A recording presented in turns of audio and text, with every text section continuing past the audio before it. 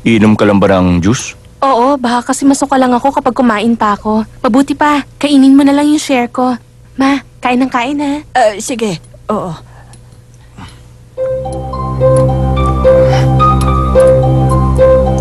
Mas makakabuti sa lahat kung hindi mo sasabihin na buntis pa rin siya. Kaya bigyan mo ako ng pera. Hindi na ako manggugulo. Lalayo kami sa pamilya niyo. Kain pa ha. Pag nalaman ni Aldrin, baka panindigan pa niya yung anak ng malanding yon. Ay nako, yari kami pag nalaman ng pamilya ni Andrea. Siguradong malilintikan kami. Ayoko mangyari yun. Kain pa. Ma, may problema ba kayo? Wala kayong gana? Hindi. Ayos lang ako. Dahil sinabi ng doktor na wala kayong diabetes, kailangan kainin nyo ng gusto nyo. Ay, oo nga, tama ka doon. Oo. Busog yan kahit hindi kumain. Sobra excited na kasi maging lola eh. Tama ka doon. Talagang gusto ko lang maging lola.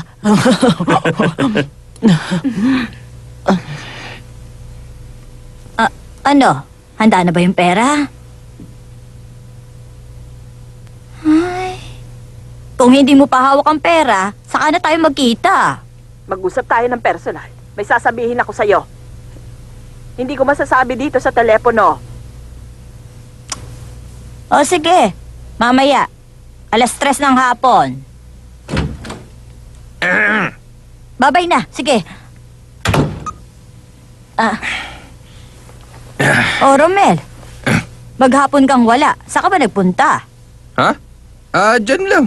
May inayos lang. Ikaw? Diyan lang. Nagkita kami nung dating kaibigan ko. Ganon?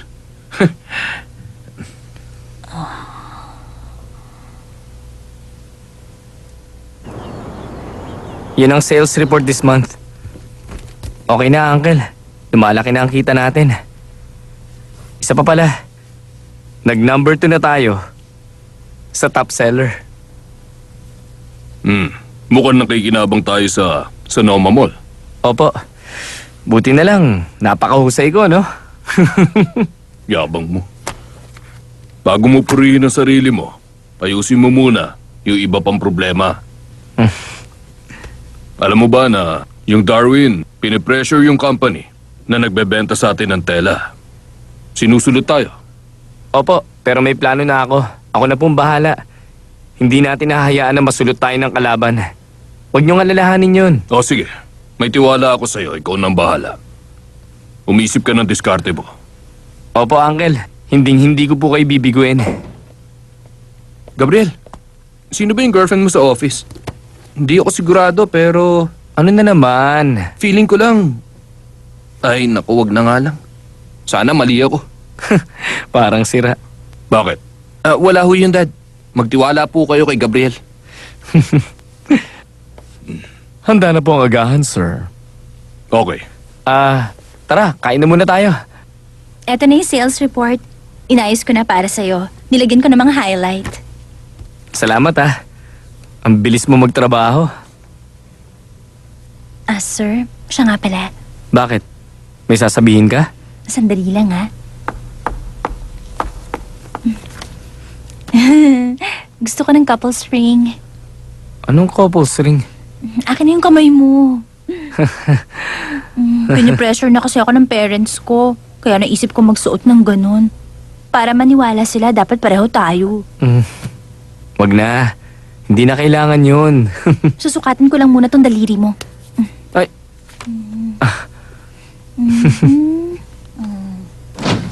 Sir?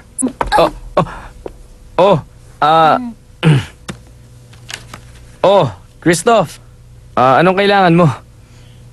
Kasi ipapaalala ko lang sa yung meeting.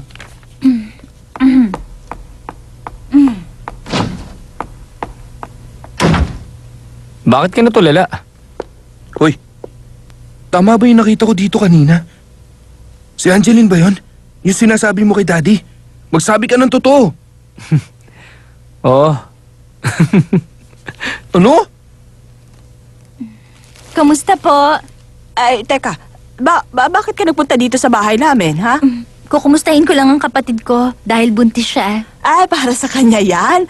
Ay, naku, salamat sa pagdalaw. Ay, teka. Hoy! Andrea! Kumain ka na ba? Hindi pa, kasi kahit tubig lang ang inumin ko, nasusuka na ako. Kailangan kumain ka, no? Huwag kang mag-alala, kasi normal lang ang morning sickness. Tignan mo, okay lang ako. At saka kung talagang masama sa buntis yun, dapat hinimatay na ako. O kaya na ospital na ako. Eh sa ngayon, nangihina lang ako, pero kaya ko naman kaya okay lang. Ay, ang hirap naman. Pag nabuntis din ba ako, ganyan din ako. Ayokong hindi kumain. Ako din.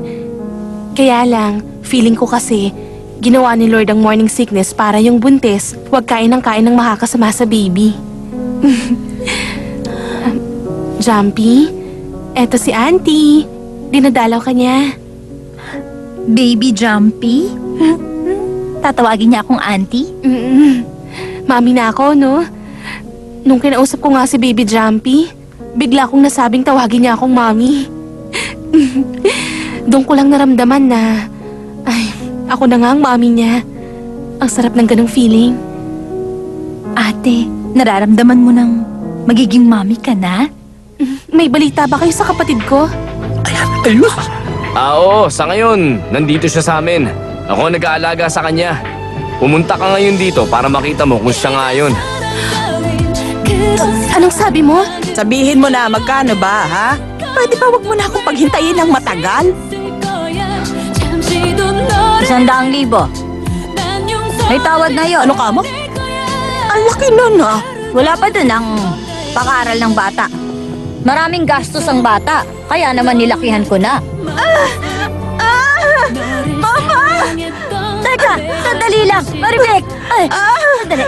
Bilisan niyo! Anong sabi mo? Hospital? Si Andrea?